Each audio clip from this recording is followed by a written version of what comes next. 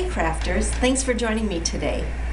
I have a sneaking suspicion that many of you have hand stamped cards or handcrafted cards that you've created and fully intended to give them away.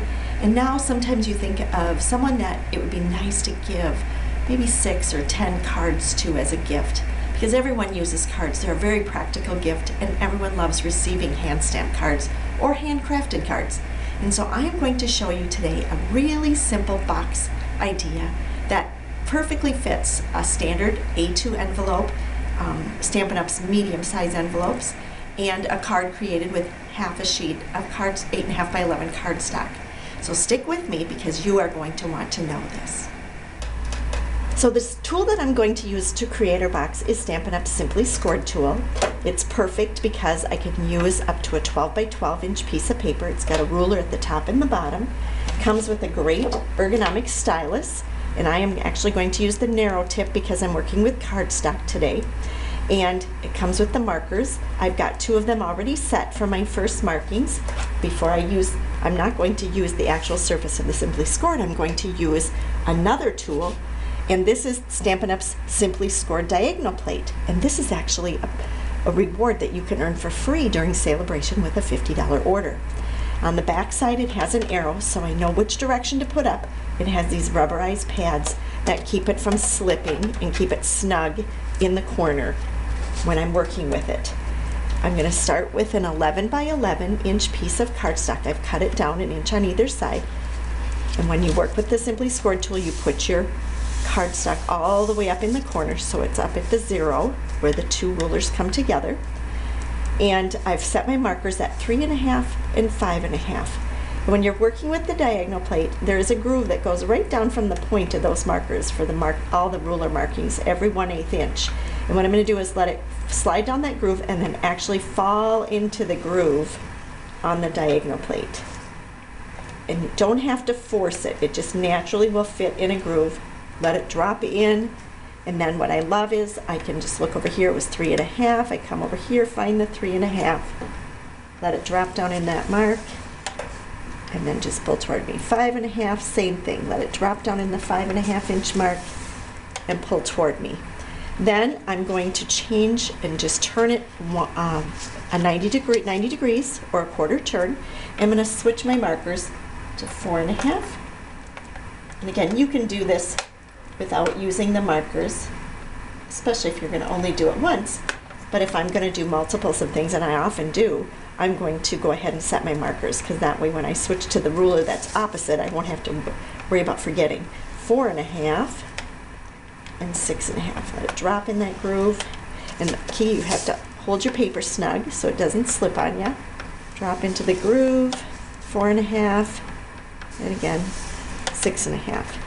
And now what you can see the grid that I've created, and there's these little triangles where the score lines intersect on the side. I'm going to cut those away, set my score tool away. Once I'm finished with that, I'm going to take Stampin' Up's paper snips, and I'm going to snip away all of those little triangles. And what you'll discover is as you get around, all of those little triangles are going to be equal. If you've done your scoring correctly, that is. And then I turn my box so it's kind of diamond, and you can see the larger rectangle right here in the center. I want my box to go horizontal.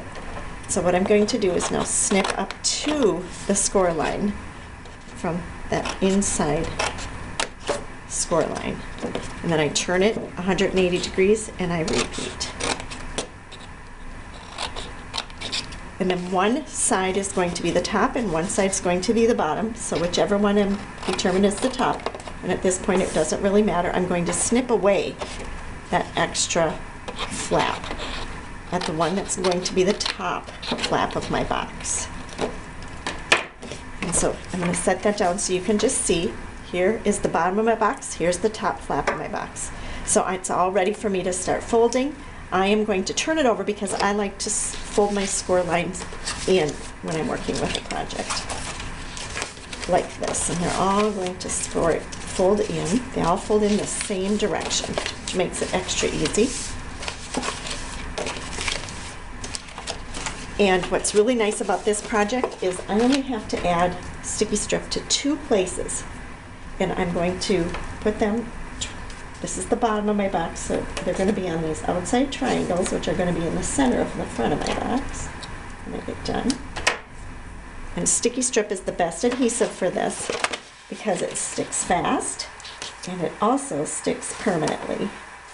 And any of you that have used it, you know it lives up to its name. It is very sticky. And what makes it easier to remove these pink protective strips is to burnish or press it really well so that the sticky strip is really stuck to the paper you are working with. And so I've removed just one at a time. I'm going to tuck in that bottom flap, square my box up onto the table surface, move that flap out of the way so you can see what I'm doing, and then pull that front flap up to it. And then I just repeat on the other side, burnish, that sticky strip, tuck that little flap in, square it up on the table, and then press. And so there we have it. I've got one that I'm a little farther along on. I went ahead and just tucked that little triangle in because I really think it helps to make your box sturdier. You could snip it off if you want to, but it doesn't hurt anything to have it tucked inside. And you can see now I have kind of an envelope looking box. It's wonderful. You've got about 1.5 inches depth, so you could fit a substantial amount of cards in it. So all that's left is to make it pretty. I took about an 18-inch piece of designer paper. This happens to be the Sycamore Street designer paper.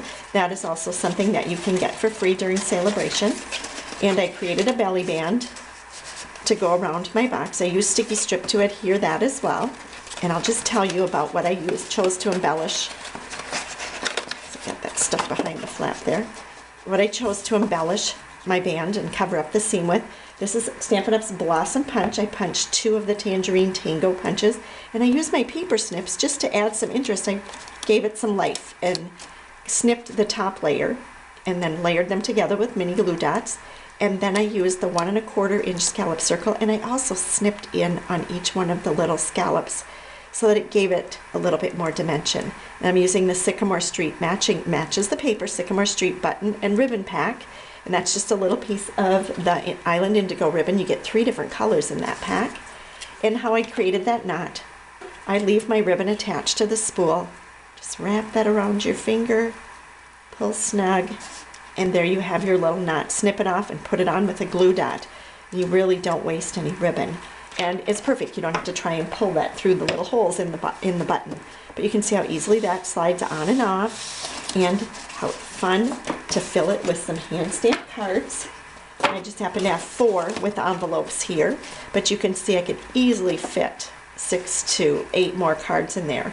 And who wouldn't love to receive this as a gift? Maybe Mother's Day, end of school for teacher appreciation. I think you can always come up with fun reasons to give that to someone.